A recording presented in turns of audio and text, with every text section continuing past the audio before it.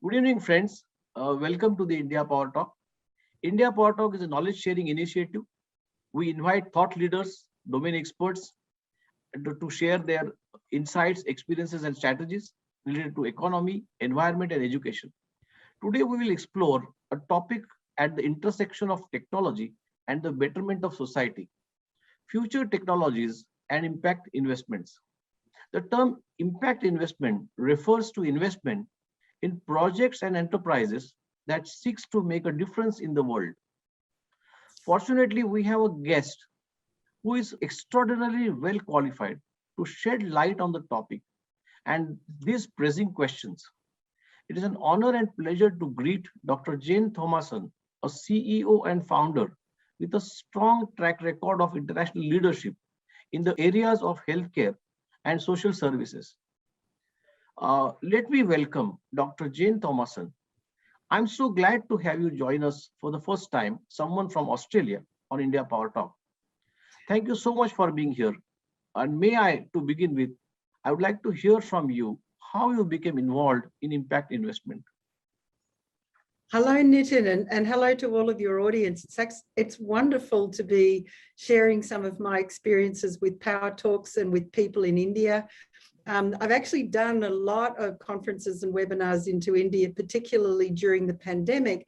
And while the pandemic is a global tragedy, some good things have come out of it. And one of those things, I think, is that we speak to each other more and we have opportunities like this to be able to share. And I think people and knowledge has become more accessible. So thank you for having me on Indian Power Talks. It's a real pleasure to be here. Now, you asked me about impact investing and how I got interested in it. Well, let me start by saying all my life and all my work has been around social impact. And when I had my company, it was really about working mainly with emerging economies and how we could help them strengthen their healthcare systems and strengthen their education systems and empower women and so forth.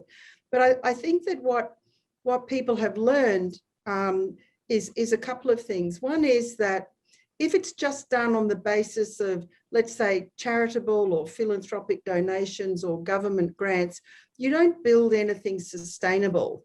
So I think one of the things about impact investing is it's investing in a traditional sense, but you're not just investing for shareholder return, you're investing for a social impact that you define, that our current economic system doesn't actually look after people and doesn't actually look after the planet. It's really all about shareholder returns.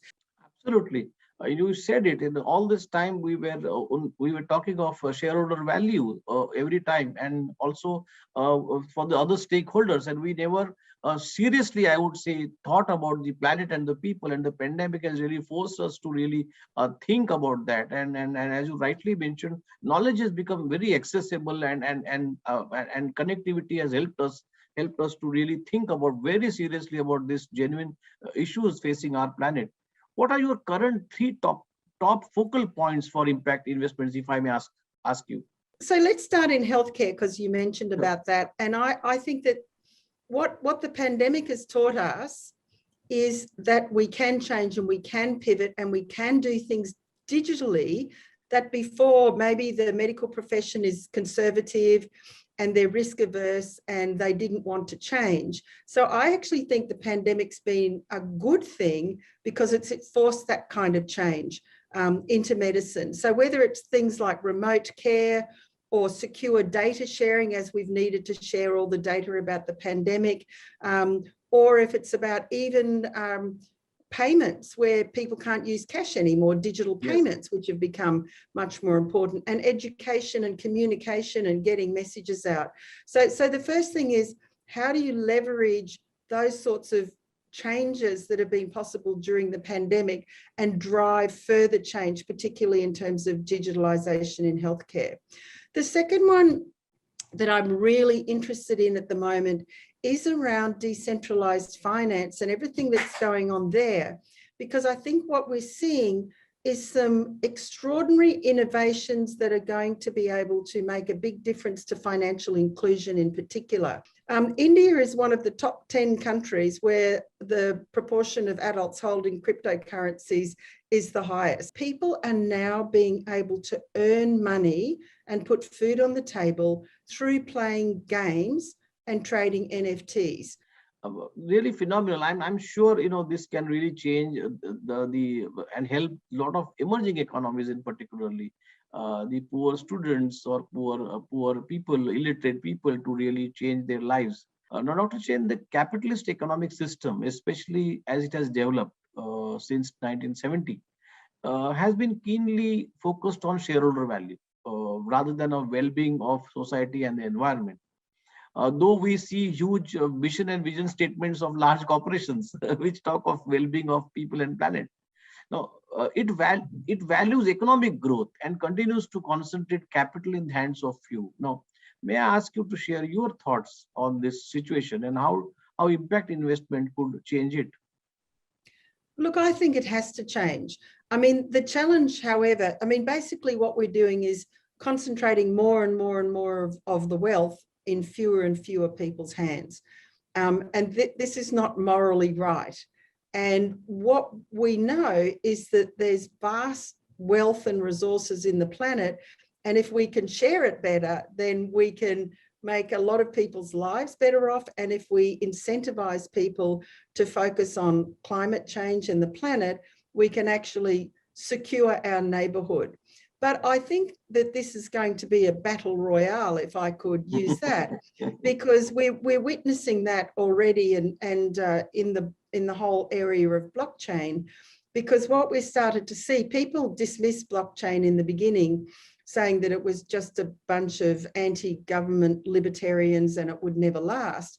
But we're now at the point where institutional investors are wanting to invest in digital assets, are looking at the ways that it can be used, not just in the speculative cryptocurrencies, but in the tokenization of real estate and in the tokenization of rare metals and new currencies backed by gold. So there's a lot of innovation going on, and the decentralized finance that effectively does what the traditional finance system does, but without intermediaries. In fact, as I said, institutional investors are investing, central banks are investigating digital currencies. China's already launched its digital yuan.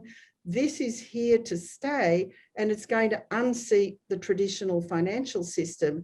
But what I'm hoping too is because these blockchain token ecosystems can incentivize the kind of behavior that we want, I'm hoping that we can use it to incentivize, for example, around carbon credits and climate change and regenerative agriculture. This is not played out at all. And regulators have got very excited in a lot of countries, and they're trying to figure out how to regulate it. So different countries have responded in different ways. But I predict that in time, we're going to have to sort out how we can utilize these new technologies to make the world a better place. What role you mentioned about regulators? So I would ask you as to what role, according to you, can any regulator or any government agencies can really play in making this a reality?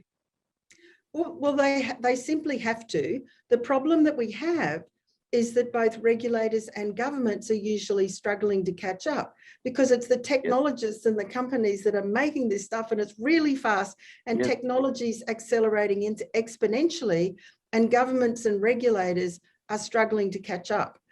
So I think we're going to see the locus of innovation moving to some extent from the West to developing countries where you've got these young, motivated populations who can do things, who can change things using technology. See, as you rightly mentioned, the governments would be always slow in reacting to the changes in technology. Let me put it differently. It is not government which are slow, but the technologies are very fast.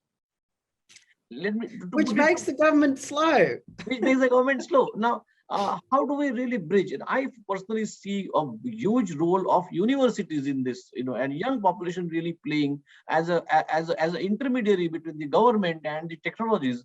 How do you have any view on this? As you see, countries like India, where is the starting point? How do we really get on to the running train and catch what's happening? Well, let me say it in a different way, because education is absolutely critical.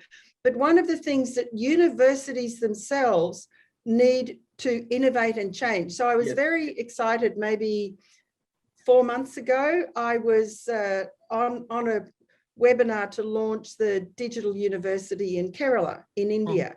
Because universities have to change from the old style bricks and mortar. You don't have to go to a classroom to listen to a boring professor lecture you for an hour to learn things now. So the potential to be able to teach things both through video, but also through gamification, which is a way, particularly in technology and teaching people how to code, so they've got developer skills that they can actually sell into the gig economy and earn money, is becoming really important. So it won't just be universities, because a lot of other institutions, some of the companies that are building the technology are setting up foundations to teach people about how to use the technology, for example. I think universities have to rapidly change, or they're going to be out of date, and they're not offering, because what you want for your child, I'm sure, is that they're job ready and they can get a job.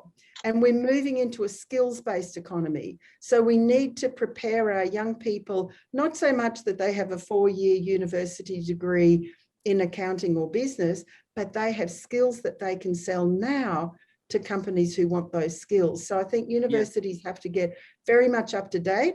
But the third piece about universities, and I think this is where they really can play a role, is, you know, technology is moving at the speed of light. The technologists are excited about what they're doing. They're not necessarily thinking about the consequences of what they're doing. They're not necessarily thinking about the ethics of what they're doing. And that's where universities can play a role as an independent third party who can look at this and who can say, you know, that was terrific, but it had some unexpected consequences there. And no, if you're building algorithms that are making decisions about whether people should get bank loans or not, you have to think about this, because you can ruin people's lives simply by one small decision that the algorithm is making. I must just add here that India last year in 2020, we have launched a new education policy for complete India. And of course, it's the policy document right now. And the government is already taking steps.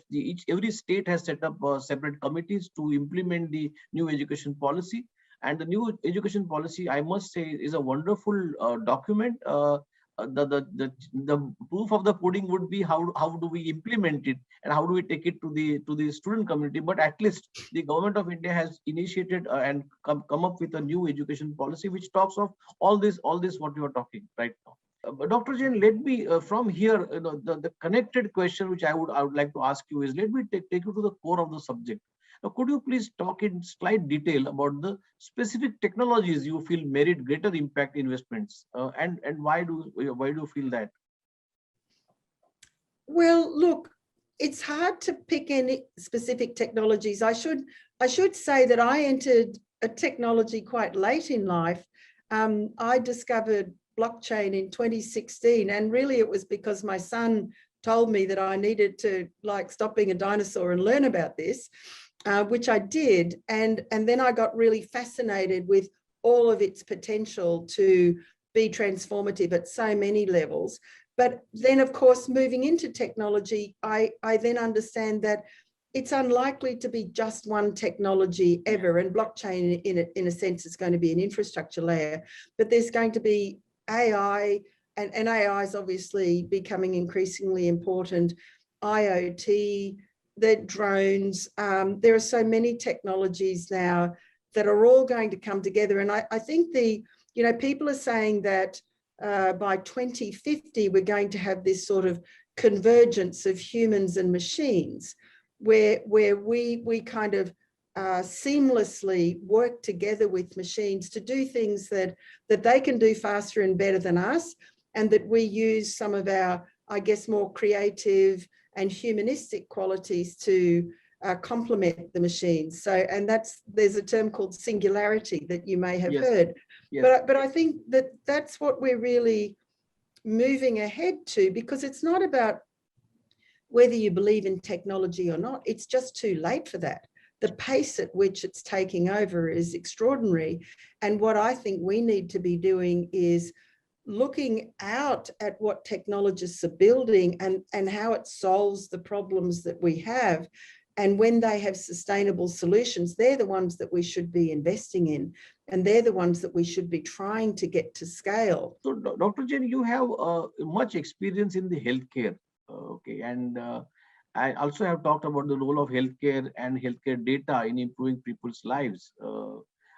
But one question which is very critical and associated with this is, how can we reconcile the right of data privacy and ownership with the need of global healthcare statistics? I mean, we spoke about ethical technologies being used. So, is there any issue around it, and how are we addressing that? So that's one of the things that blockchain has really been lauded for, is the ability to be able to secure and transfer data in a very private way. And there's some interesting projects going on around something called self-sovereign identity, which means instead of Apple or Google or Microsoft or a hospital or a radiology provider owning your health data, you own your health data, and you have the choice to permission other people to access your health data. So instead of you having to go, and what's more, your data is everywhere, right? Your doctor's got some, your hospital's got some, the health insurer's got some. You can't put all of your data in one place. So what people are working on now is the possibility that you can hold all of your data on your mobile phone, and you can choose what parts of your data you want to make available to your doctor, to your GP, but also to make your health data an investment for you. So it means that you can also choose to sell your data set to people who would like to use your data for medical research, for example. Dr. Jain, you have a great experience of India. India, as you know, is a country with great potential that faces many challenges because of our geographical reasons or because of our vast population. Now, you draw a great deal of experience here. Now, may I ask you to apply this thinking of technologies to India, in specifically, and what would you be advised? Look, I think, and I mean, for example, I went to Chhattisgarh in 2018, and the government there really, and they have a population who they live in trees, and they're illiterate, and they're not connected in any way to the government system. And they had this idea of buying cheap mobile phones and giving them to the people, and then using the technology to allow them to access government services and other things that they were entitled to. So, it takes someone with some vision and an idea. There's another great project that I'm following, which is helping farmers with their insurance for loss of crops and things like that, because I know that suicide amongst farmers, for example, is a big problem in India, and so people are working on ways to try and protect them from the seasonality and other issues that allow them to be able to survive when they have crop failures and things like that. And there are also quite a number of projects that are trying to help the farmers get a better deal.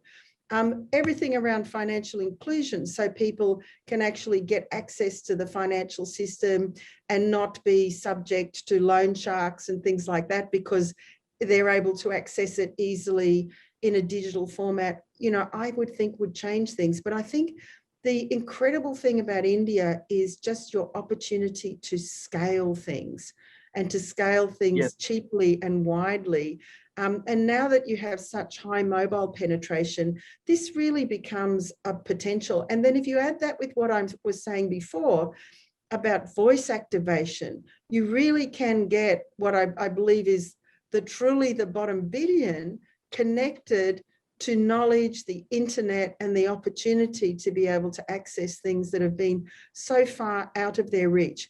But the final thing is you also have the corporate social responsibility law, where your biggest corporations need to give a proportion of their earnings back to social impact projects.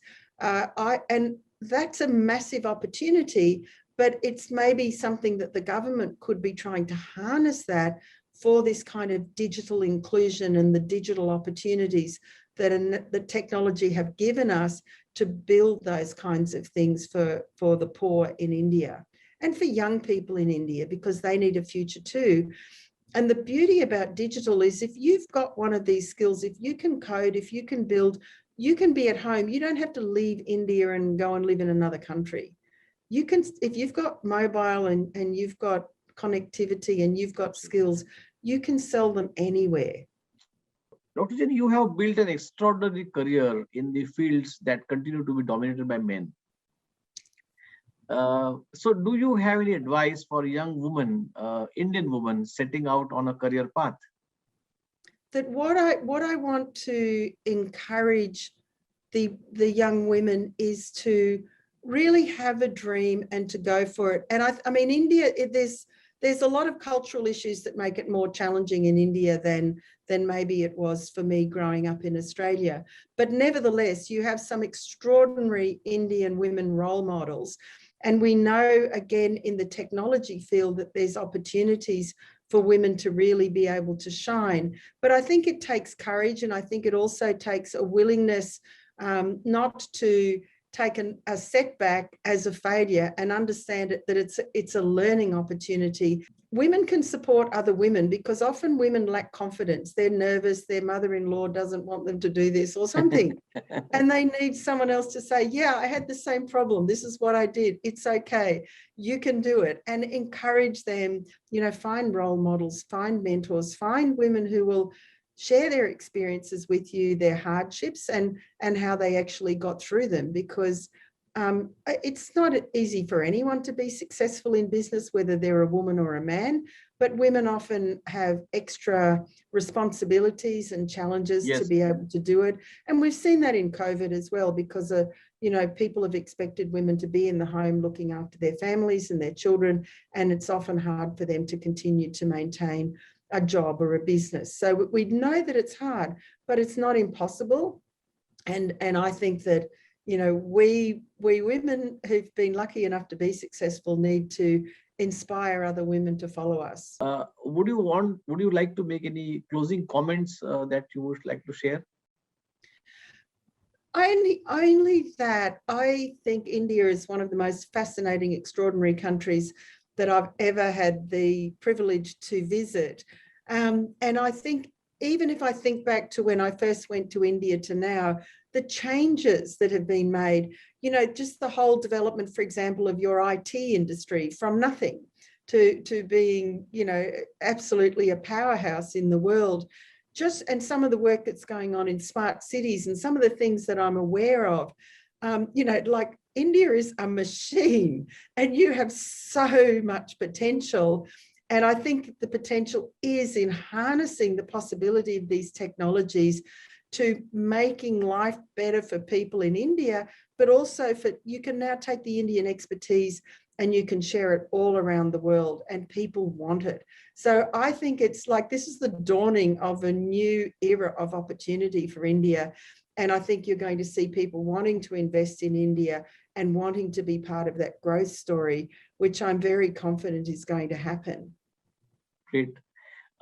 Thank you so much, Dr. Jane. I am finding short of words to really sincerely express my gratitude for your valuable time and insights. And it has been a great pleasure talking to you. Thank you. It's been such a pleasure, and I really appreciate you having me on your show. Thank you, Dr. Jane, once again. And I would like to thank the Indo-American Chamber of Commerce, as well as the Indian Chamber of Commerce, the Wadhwani Foundation, Law Seco, and the India SME Accelerator Network for providing the audience. Let me conclude with the humble prayer to the Almighty to bestow mankind with the right spirit to fight the coronavirus and help restore peace, prosperity, and well-being. Thank you, Dr. Thank you.